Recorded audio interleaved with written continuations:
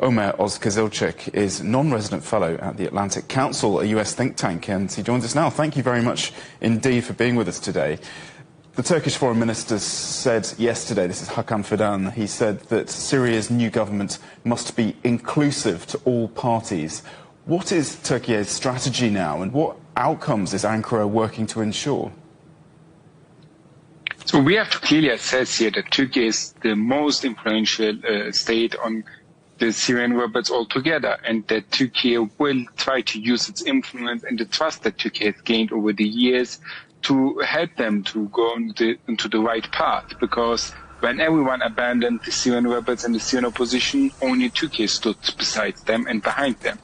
And now what Turkey is trying to do is help the Syrians to have a good working transitional government and to enable a pathway forward in which the Syrian government can be representative of the Syrian people, and in which we would have an independent and free Syria in the coming days, in that can act with the support of its people and not against it.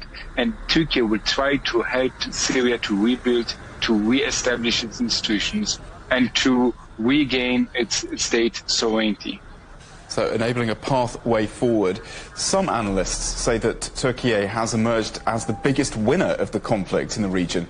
Is that the case? And how might this call for inclusivity actually map onto Ankara's quite hardline stance against Kurdish groups? So first of all, we can clearly assess the biggest winner here are the Syrian people, but the second biggest winner is Turkey. Turkey has come out of this with a huge victory, and Turkey made a huge gain, not only in Syria in regards to geopolitics, but also in regards to the refugee return and the fight against terrorism.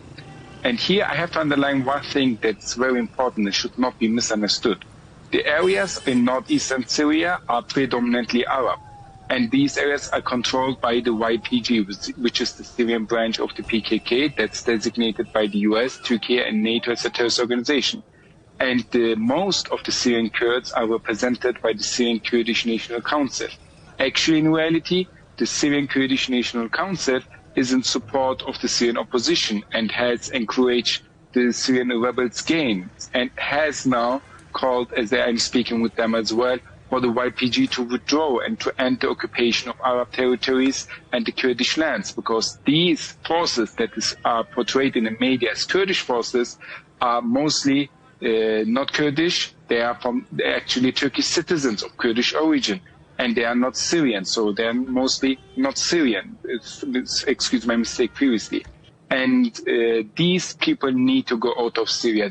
Their occupation of Arab areas and Kurdish areas need to stop, and we need to have the real representatives of the Syrian Kurds, the Kurdish National Council, in charge of themselves.